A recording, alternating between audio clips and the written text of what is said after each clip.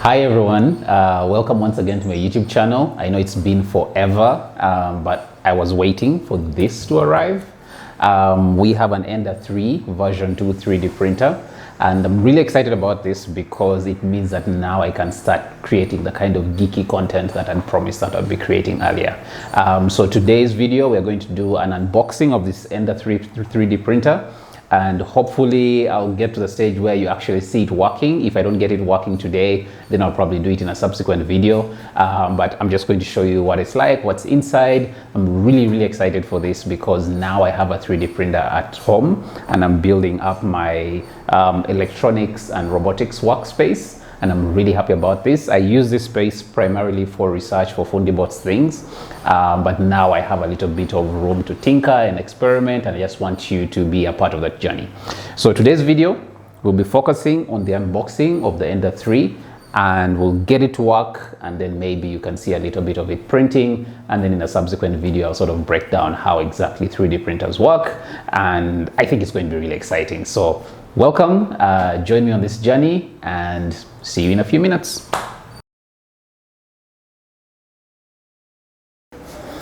All right, pretty standard box. You have some documentation. Let's see what's in here. There's a sticker, well, it's a certificate of some sort, some paperwork, random invitations, warranty card, and then the user manual.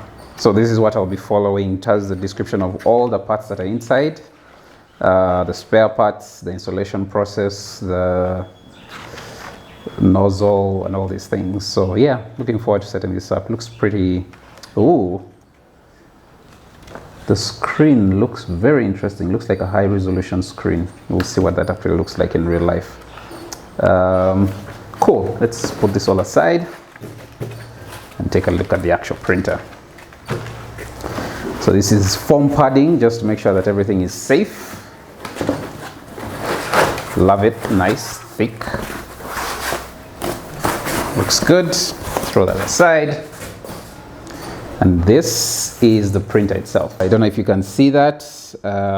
Looks really well packed. I hope everything survived transit. It's been in transit for like 3 weeks or something. So just grab this. I don't know what this is. Oh, cool. This looks like the screen. Looks like a very high resolution screen. I hope it's good quality. Looks really cool. Let's put that aside. This is a spool holder. So this is where you put the filament. Looks pretty standard. This looks like the extruder. No, these are end switches. Yeah, this is definitely an extruder of some sort. We'll see how it. Yeah, this looks like the extruder. Yeah. Okay. And then this. I don't know if it's connected.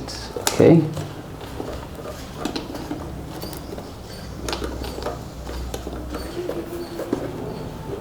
All right, it looks like it's going to be hard to remove this on its own. No, this is the extruder. This is the extruder. You can see the nozzle. So we'll just leave that and try and get them out separately. So let me pull out this whole unit. Oh, this is the rails. I think it's part of the frame. So this is either the frame itself or like the rails for the axes to move along. All right, let's remove this. Ooh, this is heavy. And get them all together. Yeah, this is really heavy. Wow, this is a pretty unique design.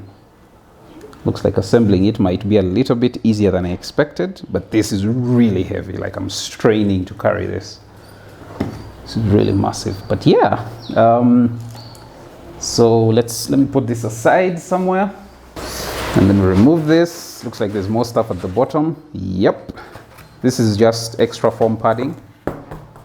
Again, pretty solid, so I hope it's protected our 3D printer in transit. Put that aside. We have a servo motor. Looks like it connects to one of the axes. Put that aside as well. We have the tools that we'll need to set it up. Some tweezers, some cable ties, some spanners, some Allen keys, and a cutter. Okay, looks pretty standard. Then we have another thingamajig, and then a power supply. I hope this is 220 volts. Hopefully it has a switch, because I'm in Uganda, so our power system uses 220 volts as opposed to like American and I think Japanese systems that use 110 volts. But I hope that the Ender itself has a power switch to switch from 220 to 120 and vice versa. Either way, I also have a power converter that should be strong enough to handle this. We have some additional rails and frames. I don't know which is which, but we'll see. Looks like, oh yeah, this looks like the rails. We'll see. Oh, it's greasy. Some additional rails. And then a pack of test filaments, some bonus extruders. This looks like some bonus extruders. I don't know what this is, but it looks like some sort of adjustment nut or screw. Some additional control items, some additional electronics, some screws, cables. And then this, I don't know what it does just yet. And then a palette knife for removing the 3D printer, removing the 3D printed material from the bed. And that seems to be it. All right, and then the final thing in the box is the bottom padding. I don't think there's anything extra. I just want to be sure that I'm not leaving anything behind. Yeah, looks, that's it. That's the entire box. All right, so this is everything spread out. Servo motor, power cable, that's the filament spool holder. You have the control screen, the palette knife for removing finished prints, some additional frames for holding the entire unit together. And then you have the 3D printer base. This is where the print is done. So I don't know if this is magnetic for easy removal, but we'll find out shortly. And then the test filament that you can use to test out your prints, and then additional installation tools. And I have no idea what this is, but we'll find out shortly. I also notice here that I don't know if you can see this, but it has the switch for 115 volts to 230. So definitely there is an option for us to use it here without using a power converter. So that's a good sign. But yeah, so far everything looks like it's in place, like it's in order. So let's start the setup process, setup and installation. All right, so looking at the manual, clearly lays out everything. I just want to do a quick test to make sure that we have everything. The XE kit is number 1, which is where, okay, yeah, that's this thing here. It's called the XE axis kit. We have that. Number 2 is the limit switch, which is on the axis kit. That's fine. Number 3 is the print platform. That's this. We have that. Number 4 is the Y-axis tensioner. That's that, I believe. Yes, that's that. Number 6 is the nozzle kit, which is this, I believe. Yes, this is the nozzle kit. Number 7 is the material rack and spool. We already recorded that. We have that, the material rack and spool. Number 8 is the Z-axis passive block, which is this. We have that, nice and smooth. Number 9 is the X-axis tensioner, which we saw earlier. Just drop this here. Number 10 is the screen. We saw this. Number 11 is the knob switch, which is on the screen. That's this little thing here. Number 12 is the machine base. I think that's this base here. Yeah, this machined base. So number 13 is the power supply. The power supply is this big unit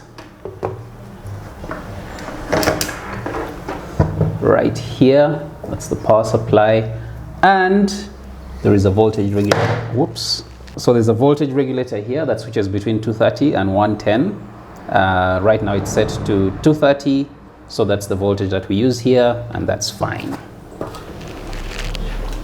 Just switch this back. These rails are so smooth that it just keeps moving freely. All right, and then number 15 is the y-axis switch limit. That is here. There's a switch here. And number 16 is the y-axis motor. That's that. Component number 17 is the indicator knob, which I know is somewhere here because I saw it. Ah, here it is. It's right here, the blue one, blue indicator knob. 18 is the z-axis. So these two are, the E and the z-axis motors are combined along with the coupling. That's number 20. And then there's a z-axis switch, which is number 21, which is connected to one of the motors. That's also there. And then the power switch and the socket, which are at the back, which we saw earlier. All right, so it looks like we have everything in this thing. I hope you can see it in like the product introduction. So hopefully everything is inside there. And then we'll just do a quick montage of the assembly. There are some descriptions of the parts in here. I see that we have all of them. We have the blue line claws, the nuts, the filament, the hexagon socket. Everything is here. The accessories, at least I think everything is here. So these are called the axis profiles. There's the x-axis profile and the y-axis and the z-axis profile. Then there are the types of screws. I think I saw one of them inside here. Right, this is the screw. It's a little greasy, but yeah, that's there at least. And then we move to the assembly.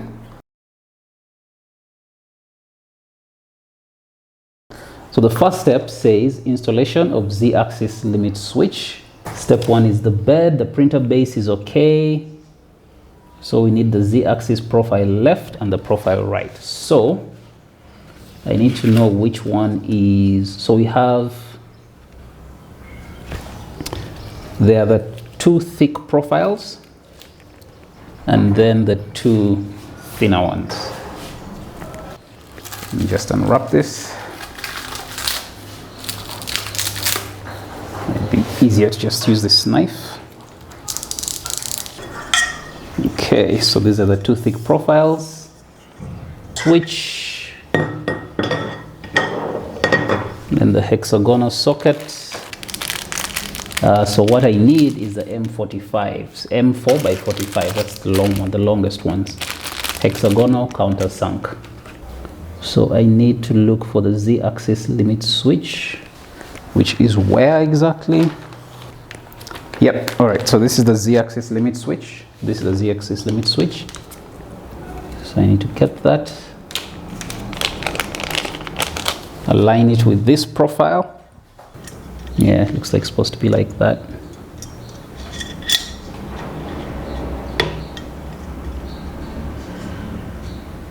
It's really hard to tell these things. Okay, so the two screws come down and these come.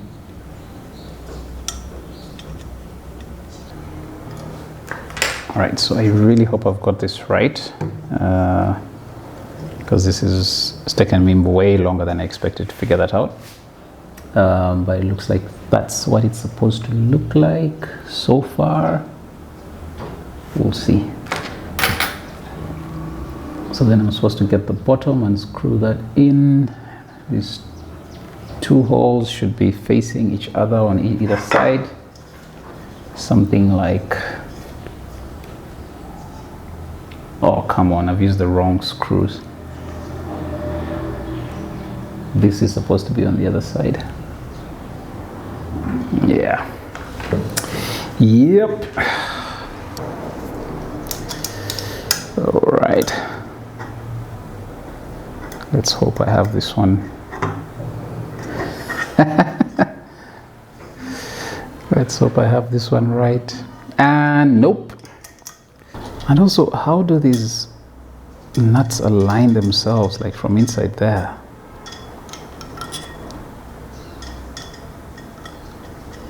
Like you're supposed to screw these and then somehow they should align themselves, but they keep turning when they get in there.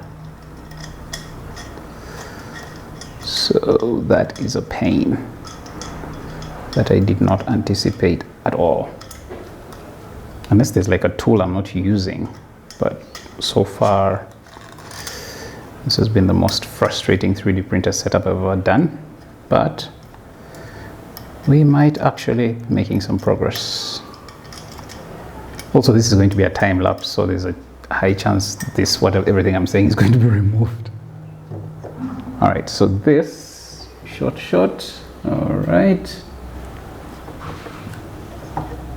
Let us hope that it's aligned well.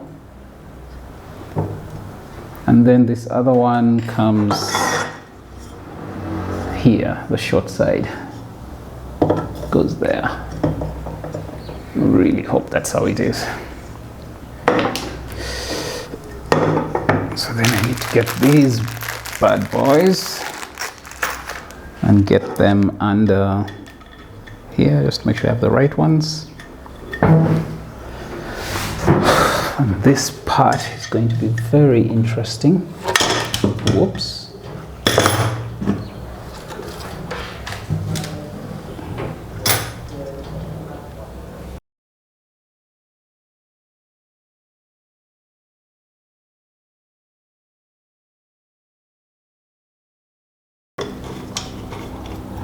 You know, very many years ago I installed my first 3D printer.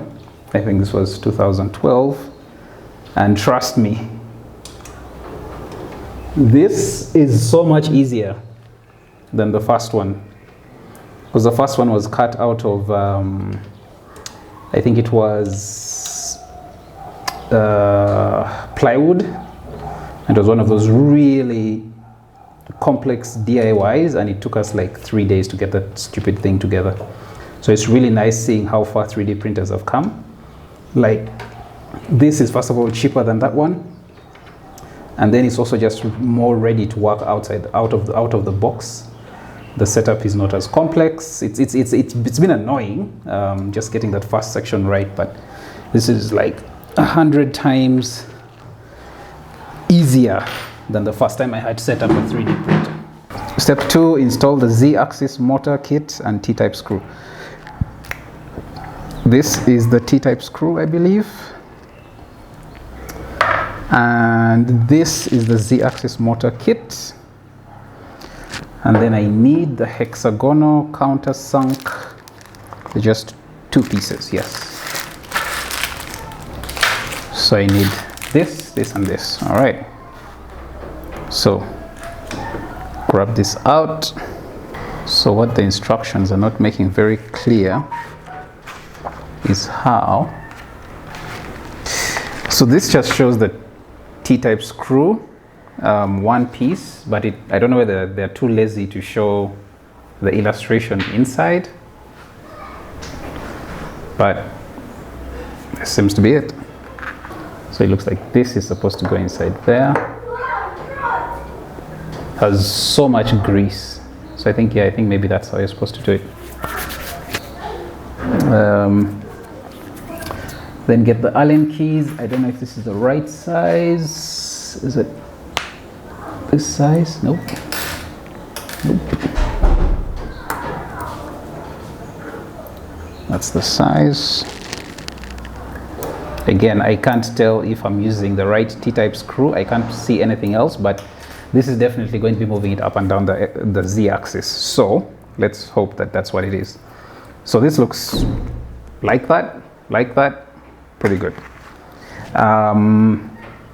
Then they want us to turn this around.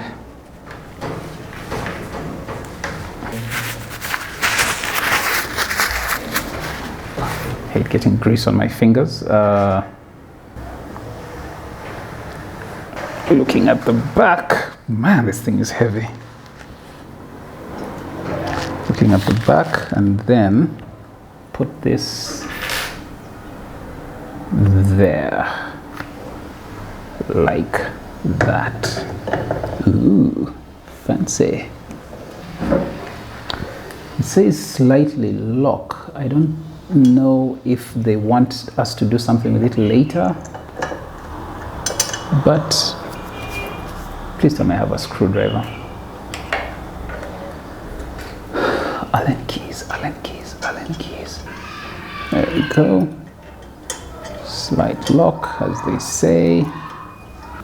All right, looks good. Step 3, install the pneumatic joint. Oh, fancy. So for this, I need the XE axis kit. I need the pneumatic joint. I don't know what a pneumatic joint is. Is that the one that I looked at? Nope, it's not the one. That's the belt. Yep, this is it. This is a pneumatic joint. I see that there are two. I don't know if the other one is a spare. I don't know what a pneumatic joint does, but it's going to be really interesting to see what it does. So I need this, I need this, I need this cable, the belt, the synchronous timing belt. I need one of these profiles, x-axis profile, and then I need a hexagonal flat round washer combination. All right, so step number 1 is get this timer belt, or as they call it, the synchronous belt. Put it over what? This is not making sense. It says do this, but 1, 2, 3. I think it's this one here. The one with the 3. Yep. Yeah, but how does it go over the edge without scratching it? Ah, what am I doing?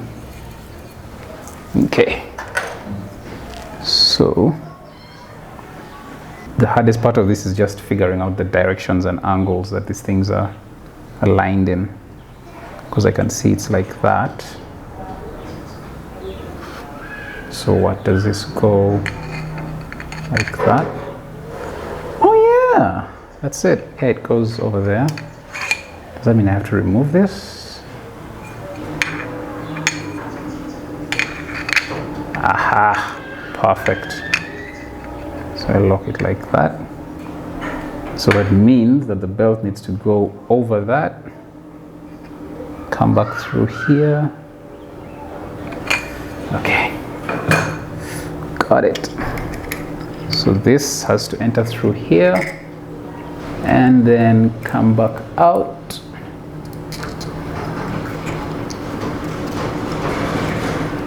Man, I'm not going to lie, this thing is, if you're not very technical, it can be very frustrating.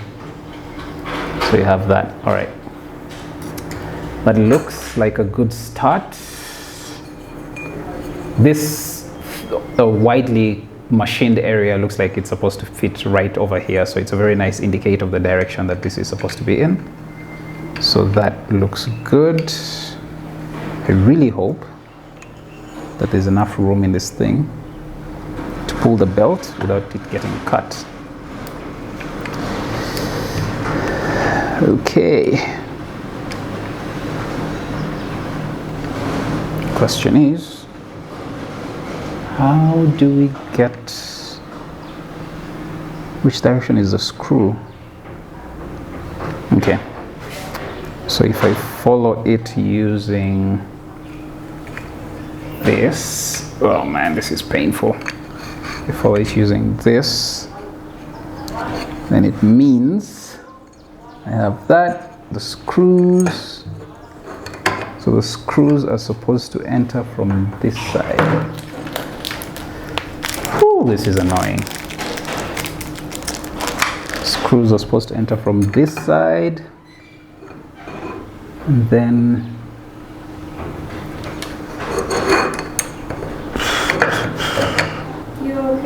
okay.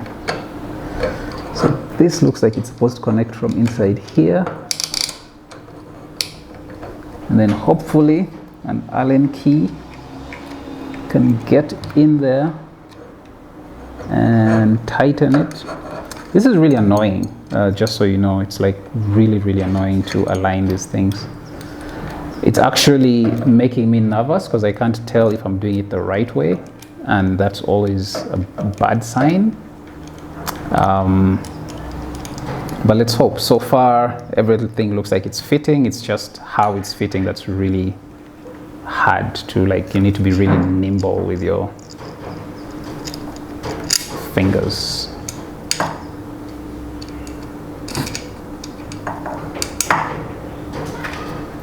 Because the adjustment is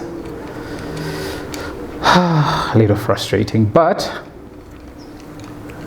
looks like we're making progress. Okay, so these two sliding over well. Okay, so I don't even know what's going on this side. It feels like this needs to be riding on something, but I don't see what it should be. Like, I feel like there needs to be something on top here, because it shows this little thing at the end, but I don't see how it fits. I don't see what this is, unless it's going to fit onto something else. But you know, let's just keep going. It looks like the pneumatic screw goes in here. All right. And I'm supposed to use a wrench to twist this. I don't know how strong it has to be, but looks like that. I'll probably have to tighten it a little bit more over time, but let's first make sure everything is right. So looking at the diagram, step number 3 looks complete. I have the timing belt or the synchronous belt. I have the pneumatic screw attached there. I've used the hexagonal washers, hexagonal screws. The washer combination looks good. Okay, that looks good. I have to attach the nozzle kit next. The nozzle kit is connected to this, so it's going to be very interesting to see how that navigates. And then the passive block is this thing here, and then I need one of those hexagonal M4 by 16s. I need one of them again. So this has to, okay, my bad. It's supposed to be flat. Yeah, that's how it's supposed to be. All right, that makes more sense.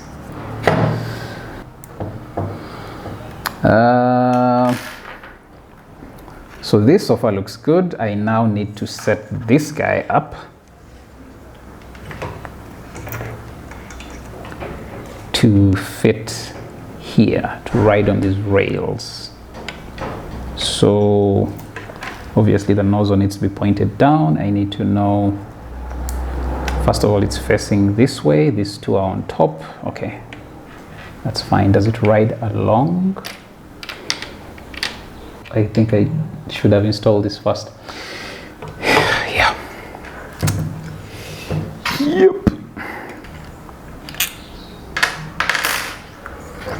All right, let's get this bad boy set up through that. Ooh, smooth. Oh yeah, that feels smooth. Okay, and then this All right, holding this thing up is getting really heavy. I did not know that it would be as, these parts are really heavy. But at least progress is being made, and that's what matters. Okay, this, all right, this looks like the picture. What is this? So this guy is supposed to go through this. I really hope I don't have to.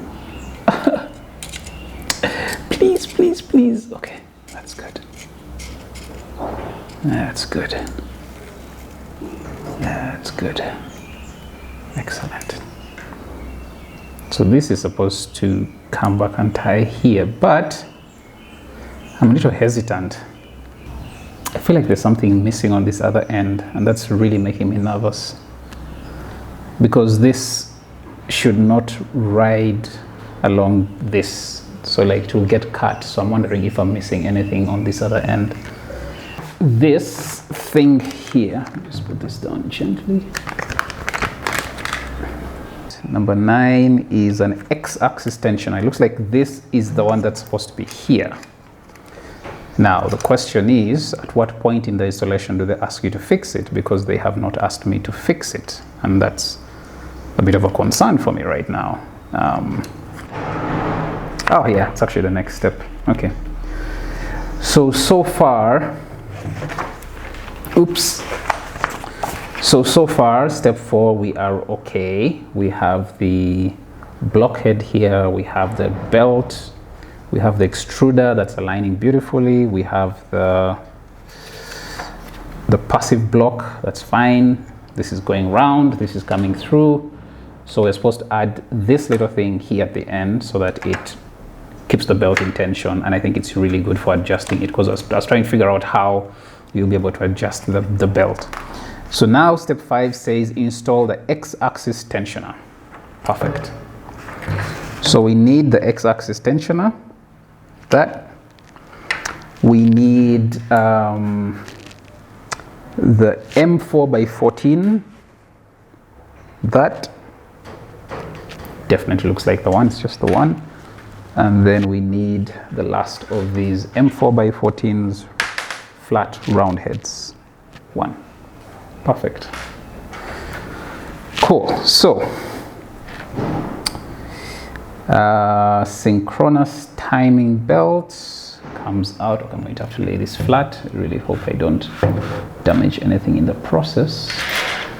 This is dangerously close to the edge, but I have a small workbench. Just bear with me. So we need to get this out and somehow get this through here. It looks like I might be able to remove it completely. Yes. And then, perfect. Do that. This goes over there. This is a relief by there, because I thought I'd been given a package without a part. This goes there.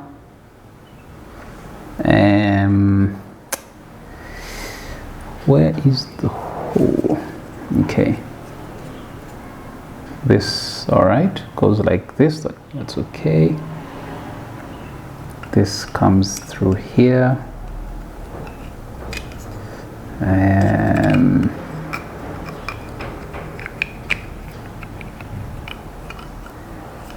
And following these instructions requires some sort of visual acuity. All right, that's fine. The base is there. I'm just going to put this in place to hold it slightly. And then looks like it's supposed to go like that. It's like a perfect fit. So one screw goes here, another screw goes there. Right, perfect. Question is, which is which? The flat head goes this side. and the round head goes that side.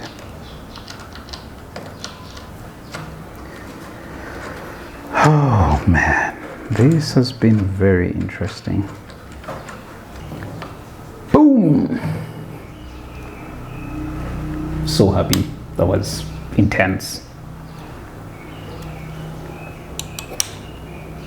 Alright. The flathead makes sense because this is supposed to move. Yep, okay. Step number 6. We are there, almost there. So I feel like these now, wait, where is this belt? Should come and slip themselves here. I don't know, this part is also another mystery, but let's just drop it in there for now. If anyone is watching this and you've done this before and you're cringing at everything I'm doing, please be patient with me. We'll get it right. And that goes there. Looks good. So now this moves freely. Sorry, this moves freely, driven by the belt. Whew. Okay, step number 6. Install the Z-axis moving kit and adjust the tight of the X-axis and the Y-axis tensioner. It's pneumatic. All right, so magic time. Time to flip this around. Man, this is interesting. So you see I almost bent that just because I wasn't paying attention.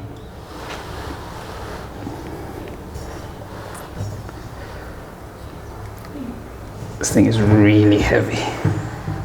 So just look at the height, that looks okay, but obviously it's supposed to be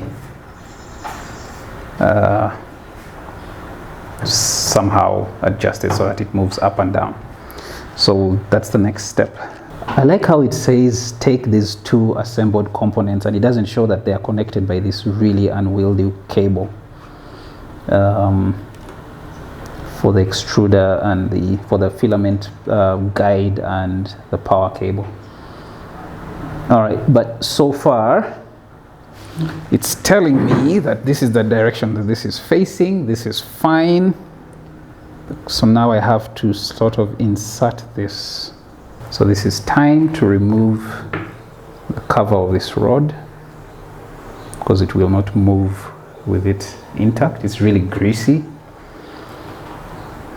So then I have to sort of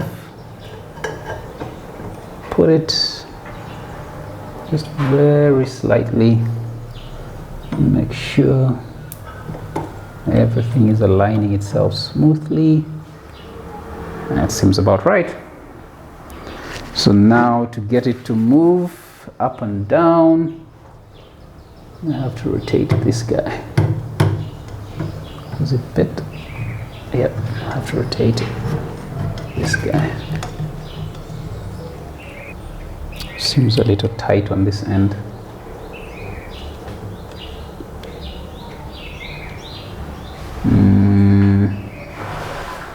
Yeah, this end seems a little bit tight. I mean, there's no other way to adjust this, so there we go. Whew, I was a bit worried there. Okay, I really hope it's straight, because if it's not, then boy, are we in trouble.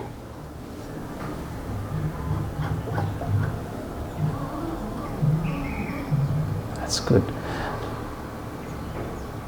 So what I've just done might not be a good idea, because if I do this, then I'm forcefully moving these motors. So sometimes that leads to the motors can generate current, which can then damage the... there's the switch. Perfect. The motors can then generate current, which can damage electronics, but I don't think that's a problem. Okay, that's good. All right, now I need to adjust the tensioners.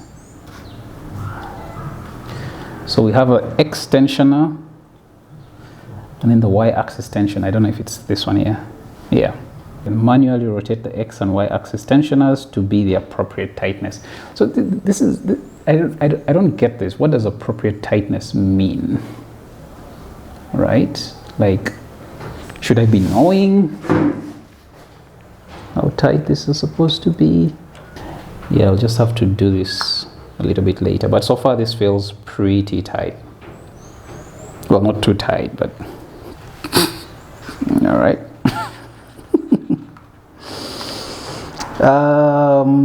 Okay, that looks good. Step 7. One more step. We're almost there, guys. One more. Okay, 2 more steps. Oh no, 3 more steps. 4 more steps. Oh my God, 10 more steps. All right. Install the gantry profile and the display kit. So for that we need the gantry profile 1. I think that goes at the top. And then we need the display kit 1 unit.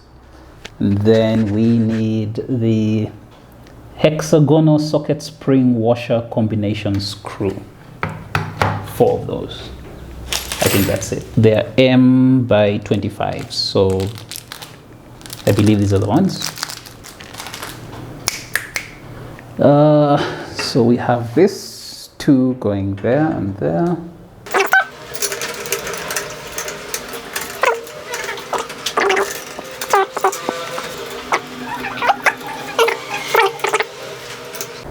The problem that I have is that because of where I live, if I damage any of these, getting a spare part in can take weeks. So I need to make sure that what I'm doing is right. Otherwise, it will be a disaster. Because I've waited for this 3D printer for like 4 weeks now. So damaging any part would not be ideal at all. So fingers crossed that it boots up and works properly the first time. But so far, so good. I mean, everything looks good. I'm just really nervous. This screw was a little too tight. Like, it felt like there's a very slight angle off, and if that angle is off, then that means that this might be affected, which means that there would be an imbalanced load. So this would be doing way more work than it's supposed to be doing. But I think given the tilt of this screw, given the pitch of this screw, if the load was imbalanced, this tilt would be significantly higher. So I'm hoping that that's fine. And I hope that made sense. Next step is to install the screen, which is supposed to be installed off to the side here. So they really have these very useful but unuseful. So they tell you the alignment of these little nubs, these little nuts, these little rectangular nuts, but it's hard to see how they're aligning once you slot it in. So it's helpful, but not really. Anyway, this is supposed to go so like this, right? It's supposed to go in there. I cannot see how to do it, but it's saying that it's supposed to fit a certain way, but because I can't slide it in, I have to assume that when they enter, somehow it will fit. So it's just really frustrating. But let's cross our fingers and pray that this installation goes well, because this other side is tough.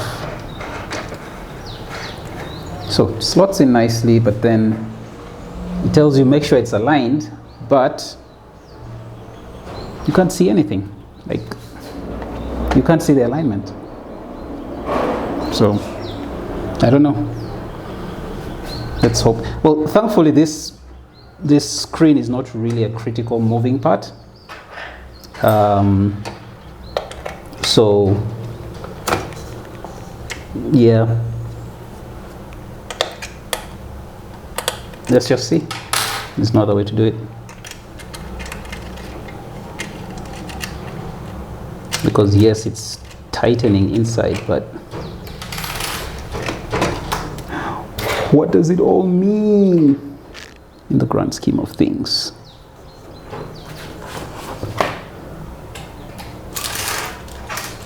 Also, I feel like using the wrong Allen key there. So like I feel it's tight, but I can't tell whether it's aligned horizontally or, vertically or horizontally. So I just have to trust that the nut somehow finds its way home. Seems firm enough. Okay. All right. Ooh. So far so good. Step 8, install material rack, gantry cover and indication knob. Material rack is this. This is the material pipe and nuts.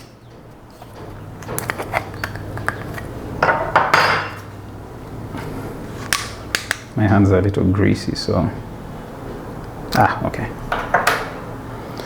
And profile cover, we have profile covers here. There are 2. I hope they're for the ends of the, this one is straightforward. They're for the ends of this thing here. Very nice touch.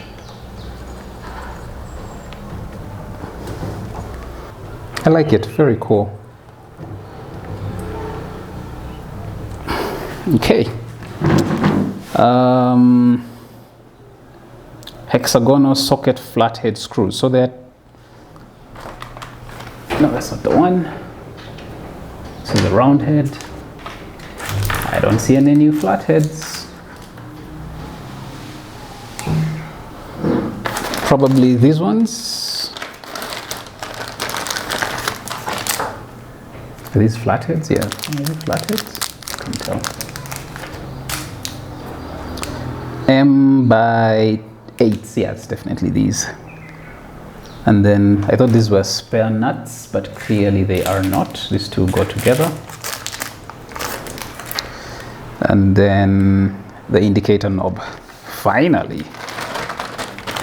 Ta-da! All right, so this and this go like that and like that. Good. Then these two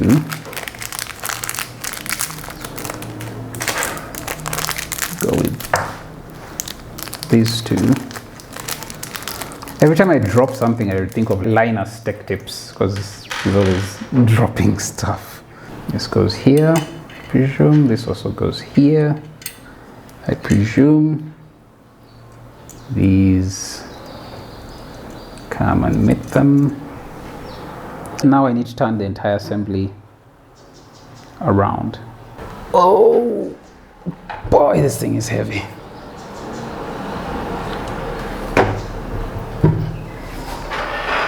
So this should go, so this is a classic example. It's, the thread is supposed to tighten it like this, but there's no way that I can slide it in, so I have to trust that it will find its way home. Also, wrong direction, but yeah. So, all right, it feels tight enough. Good, good, good. Okay, good. And then this is, it says indicator knob. I don't know what an indicator knob is. Is it this? Does it go there? Ah, c'est bon. It surely needs a screw of some sort. Can't just, what, it just sits there?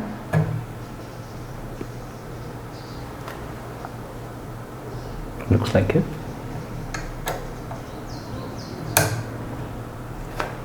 It actually just sits there.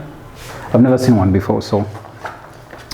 All right, step number 9. Wire the connections. Ooh. So we need the power. Ta-da. These guys, they haven't even told us to connect the display. Oh, supposed to connect the cable display at some point in the past. So this cable display, so that goes there, and boom, nicely plugged in. This, I think, is the Z-axis. That's fine. This is not movable, so that can connect easily.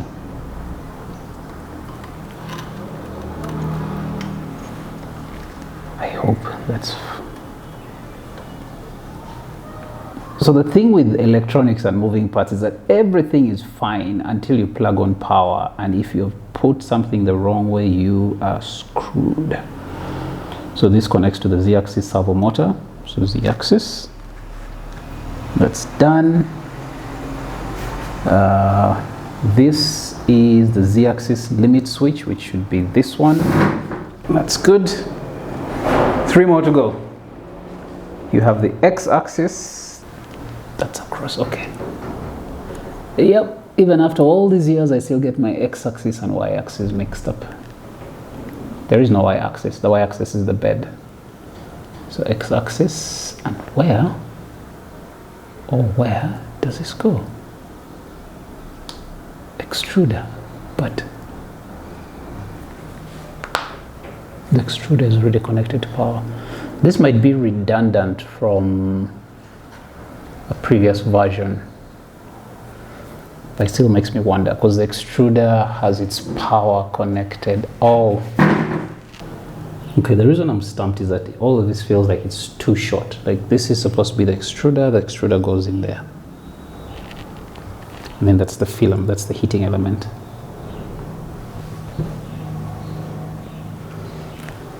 Filament comes in through here. But this is really short.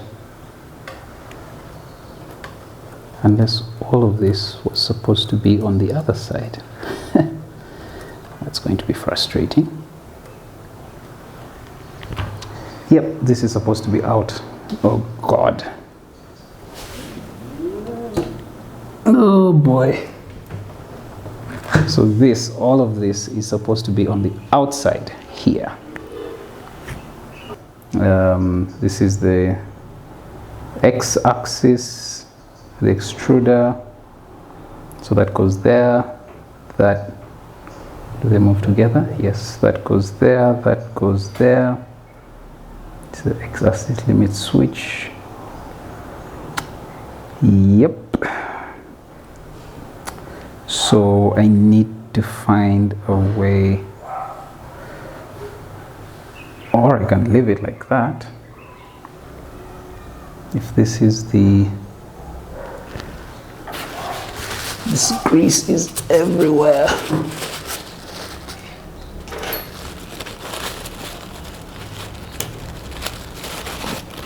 Right now it's on the connectors, so that might be a problem. So this is the extruder motor. This is the X-axis motor. How is my chihuahua? You can't see it. All right, so I really hope that this is it. This is moving up and down fine. I really hate the fact that this grease is everywhere, but it's necessary. It's a bit much though. Just reduce it a little. I don't like the way this is hanging out here, so I don't know if there's a way to probably change it at some point so that everything is on this side, because this is supposed to be like that. So you can't have this sort of just floating. You know what? That is a challenge for another day. So just so you understand where my dilemma is, I want this to pass over so that I don't have this mess here of this, as this thing's moving up and down, these parts are stuck here. So I might just rig something that holds this in place somewhere here, but so far I'm not too happy with this entire setup. Yeah, this just looks messy. Unfortunately, it needs the freedom to move because it's going to be going up and down, and it needs to be able to go all the way to the top. Looks fine. It's just visually annoying. All right, we'll have to work with it like that. Power voltage is set to 230 volts, which is fine. That's our power rating. And Z is on Z, that's up. E is on the extruder, that's that. X is on the limit switch, that's there. Y is on a limit switch, that's there. I feel like there's a limit switch here. Okay, that's connected. Is it a limit switch? Yes. All right, time to power on the baby. Ooh. Fingers crossed, because if this blows up in my face, then I'm suing myself. So, yeah. Thoughts and prayers. Thoughts and prayers. And God be with us all. Time for the magic moment. Hold on a second. Insert the Teflon tube into... Sorry, I missed a couple of parts. Insert the Teflon tube into the pneumatic connector. Like that. And then also insert the blue wire clip. Like that. All right. Do not connect or disconnect the cables when the machine is powered on. This is like the moment of truth, guys, and I won't lie, I've worked with electronics for so long that I'm legitimately nervous. Anything could go wrong. So I bought a heavy-duty extension cable with a with a surge protector, because I live in Uganda and our power drama is real. All right, moment of truth. Okay, I'm really nervous.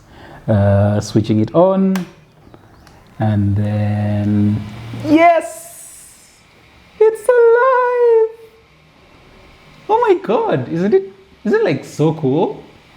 So yeah, nothing's on fire. It's working. There's no smoke so far, and that's the end of part one. The next part now involves, testing, because I think this is a heated bed, so I need to remove this very quickly. We'll do some setups, and then, start printing, and then you'll be able to see the print in action.